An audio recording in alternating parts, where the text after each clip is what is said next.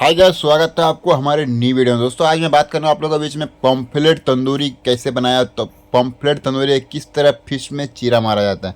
तो अब दोस्तों आप देख पा रहे पम्फलेट फिश जो रहा इसके बीच में हम लोगों ने बीच से चीरा मारा है और इसका पेट का लदा भी कटिंग करके निकाल चुका हूँ। अब दोस्तों इसे क्या हो, इसे अच्छी तरीके से वॉश कर लेता हूँ, तब जाकर के मैं इसे मसाले में मैरिनेट करता हूँ। क्योंकि दोस्तों इसका जो मेन एक पतला सा मछली पूरा गोटा होता है, इसके अंदर मसाला कैसे पैसे, इसके लिए मैंने चीरा मारता हूँ। चीरा मारने के बाद मसाले मिलाकर मैं इस तरह के कुछ देर छोड़ देता हूँ। छोड़ने के बाद प्रॉपर तरीके से जब मैरिनेट हो जाता है तब मैं सिक में लगाता हूँ। और सिक में लगाने के बाद दोस्तों इस तरह मैं सेक करके पूरा कंप्लीट रेडी करता हूँ। रेडी करने के बाद में मैं पिकअप करता हूँ और ये माल मेरा पिकअप के लिए तैयार है। तो दोस्तों अगर आप भी पॉम्पलेट बनाते हैं दोस्तों, तो इसके लिए सबसे पहले आपको चीरा इस तरह मारना होगा, इसका थोड़ा पंख काट देना होगा।